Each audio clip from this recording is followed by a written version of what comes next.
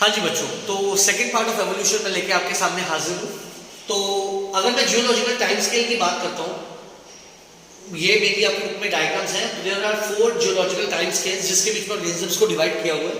That is proterozoic era, paleozoic era, mesozoic era और cenozoic Ira.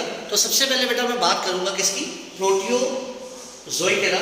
इसमें first cellular forms of life आई थी। तो बेटा आपको इसके ईयर्स याद रखने हैं। First cellular forms of life कब अपीयर हुई, that is 2000 million years ago. Some of the cells that are able to release oxygen. Single cell organisms क्या बन गए, multi cellular organisms. It has 6 periods, इस पर ज्यादा जोर देने की जरूरत नहीं है। This is something important. Invertebrates were formed how many years ago, 500 million years ago. First land organisms plants कब अपीयर हुए, 450 मिलियन इयर्स अगो। आर्थ्रोपॉड्स ने लैंड को कब इन्वेट किया, that is 400 million years ago. Jawless fishes कब evolve हुई, 350 million years ago. तो सब कुछ बहुत बारीकी से आपको दिया हुआ है, बड़े बड़े पैराग्राफ्स नहीं है जैसे स्पेशलिटी है मेरी वीडियोस की। तो लोफिन्स क्या है, stout and strong fin fishes that could not move on land and go back to water. They want to be the first amphibians that are the ancestors of modern day frogs and salamanders. तो ये paper में question आता है कि modern day जो frogs और salamanders हैं उनके जो एंसेस्टर्स हैं वो हम किन्हें गिनते हैं, वो हम लोफिन्स को गिनते हैं। ठीक है, उसके अलावा मैं बात करूंगा 325 million year old lobefin coelacanth is still very much alive। तो ये इंपॉर्टेंटली आपको पेपर में पूछ सकते हैं। देन उसके बाद ये आपने देख लिया सब कुछ। हाँ, अब मैं बेटा बात करूंगा सीवीड्स और फ्यू प्लांट्स, ये कब एग्जिस्ट करते थे, 320 मिलियन ईयर्स अगो। अब ये ध्यान से समझिएगा, आपने कैसे याद रखना है। सबसे पहले आए फिशेस पानी में। अब कुछ ऑर्गेनिजम्स पानी में रह रह के थक गए, पानी और लैंड दोनों पे रहने लग पड़े, एम्फीबियंस।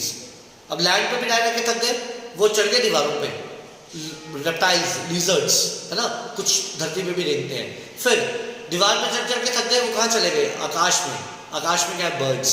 ठीक है, और उसके बाद कौन है, मैमल्स। तो ऐसे आपको ऑर्डर याद रखना है। तो फिर फिशेस से बने एम्फीबियंस इवॉल्व होके वो क्या बन गए, रेप्टाइल्स। अब एम्फीबियंस और रेप्टाइल्स में डिफरेंशिएशन क्या थी। Amphibians evolve to reptiles, they lay thick shell eggs that do not dry up in sun. ठीक है, जो इनके एग्स होते थे वो थिक शेल्ड होते थे, जो सन में ड्राई अप नहीं होते थे।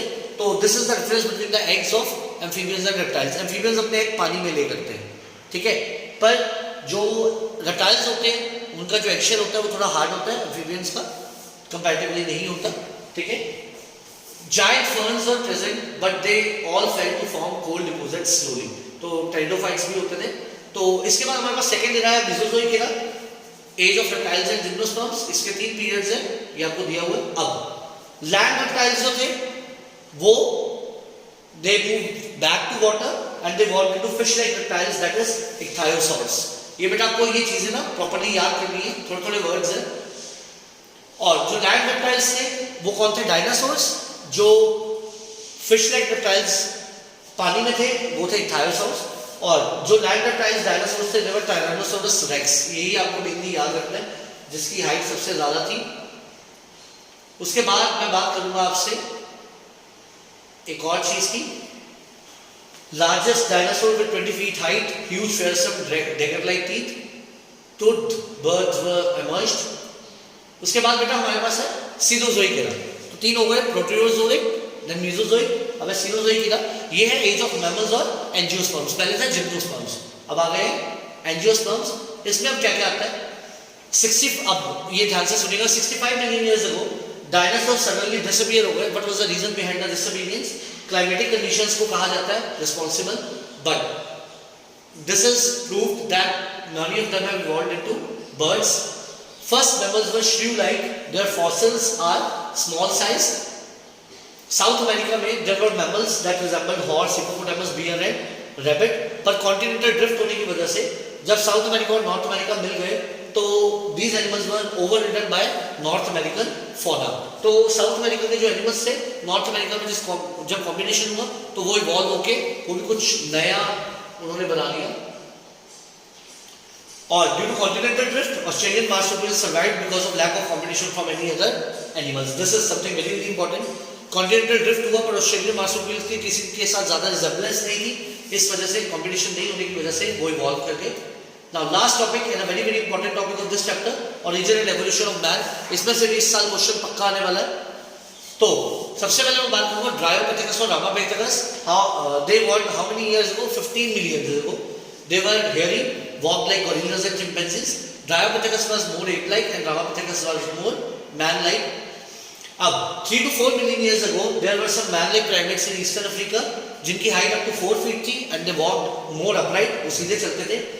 This belief is based on fossils of man-like bones found in Ethiopia and Tanzania. This is important. Ethiopia और तंजानिया में जो हमें मतलब फॉसिल्स मिले थे, वो उसका जो मैन था वो कैसा था, तो वो आपको कैरेक्टर्स याद रखने। फिर आए ऑस्ट्रेलोपिथेकस। ऑस्ट्रेलोपिथेकस में they evolved 2 million years ago, lived in East African grassland, they hunted with stone weapons and they ate fruits. फिर आया Homo habilis 2 million years ago, first human like being, brain capacity 650 to 800 cc and they didn't eat meat. फिर आया बेटा होमो erectus 1.5 million years ago, brain capacity 900 cc, they ate meat. Then came Homo Neanderthal man, 1 lakh to 40,000 years ago, brain capacity 1400 cc, lived in East and Central Asia and they used hide to protect their body and they buried their dead. तो ये आपको सब में I think difference पता लग ही रहा है। And we are the modern man Homo sapiens 75,000 to 10,000 years ago. Prehistoric cave art developed around 18,000 years ago and agriculture of human settlement should be 10,000 years ago. So this is the sequence we याद कर सकते हैं बहुत अच्छे से। Dryopithecus, Ramapithecus, Australopithecus, Homo habilis, Homo erectus, Homo neanderthal and then Homo sapiens. तो इससे I think याद करना आपको थोड़ा इजी हो जाएगा। तो ये स्कल्स दिए हुए आपको सर्वाइव करने के लिए। तो इसके साथ ही एवोल्यूशन का चैप्टर भी खत्म होता है। ये वीडियोस आज ही अपलोड हो जाएंगी, तो इन वीडियोस को देखिए। एवोल्यूशन का, ह्यूमन हेल्थ एंड डिजीजेस का चैप्टर देखिए और जेनेटिक्स की मोस्ट ऑफ द वीडियोस मैं कल अपलोड कर दूंगा ताकि आप लोग उनको रिवाइज कर सकें। Thank you so much everyone, thank you.